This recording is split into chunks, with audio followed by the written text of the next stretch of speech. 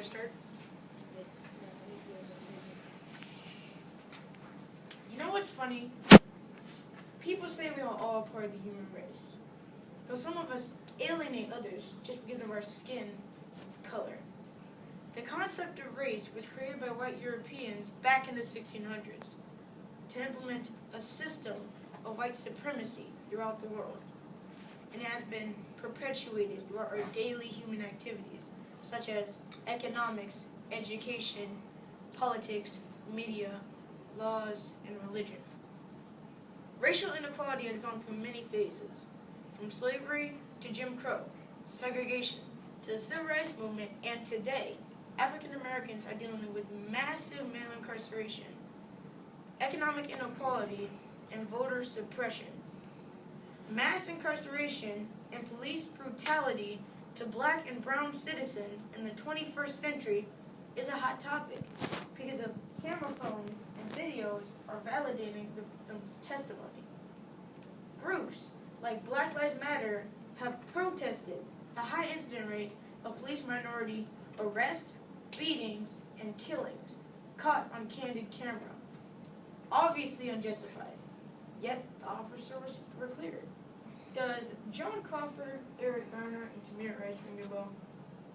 Black people are not alone in this struggle. Other minority groups, such as Muslims, women, Native Americans, Latinos, lesbian, gay, bisexual, and transgender, also known as LGBT communities, are mistreated. Muslims in this country are discriminated against and aren't able to practice their religion without persecution because of criminal killers like ISIS and Boko Haram who are using Islamic faith to spread terror and hate. Women were the last to get the right to vote behind black men. They were shut out of jobs considered man jobs, even though they were capable.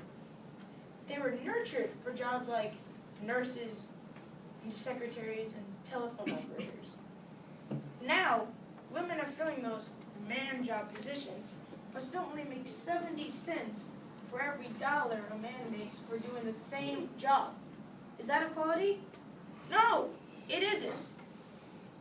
We must not forget the genocidal actions of President Andrew Jackson, whose face stains our legal tender, and who in fact stained blankets with smallpox and gave them to the Native Americans as he drove them from their land in the Trail of Tears. And the xenophobic rhetoric of a presidential candidate who wants to build a wall to keep Mexican and Latino people out of this country. Remember the Alamo? Currently, gays are subjected to mistreatment and discrimination, even when the Supreme Court supported the LGBT movement by legalizing same-sex marriage, recognition, and rights. Some believed it was still wrong, so some states are introducing religious freedom laws to continue the discrimination against LGBT communities. The future isn't going to be perfect. Racial inequality, poverty, and world hunger won't go away, but we're getting better every day. But society still has a long way to go. We need historical racial education to resolve the problem. We also need to understand the differences between people of color and culture. It's the differences that make people prejudiced against their sisters and brothers, LGBTs, blacks, Latinos, Muslims, and others. We need to speak out against the practice of inequality, racism, and discrimination. Listen to this wisdom by Martin E. Muller. First, they came for the communist. I didn't speak up because I'm not a communist. Then, they came for the Jews. I didn't speak up because I'm not a Jew. Then, they came for the Catholics. I'm not Catholic, so I didn't speak up. But then they came for me. There was no one left to speak up. Think about that for a minute. Thurgood Marshall states, I wish I could say that racism and prejudice were only distant memories.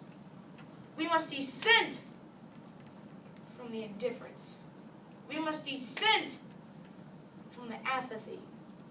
We must dissent from the fear, the hatred, and mistrust. We must dissent because America can do better.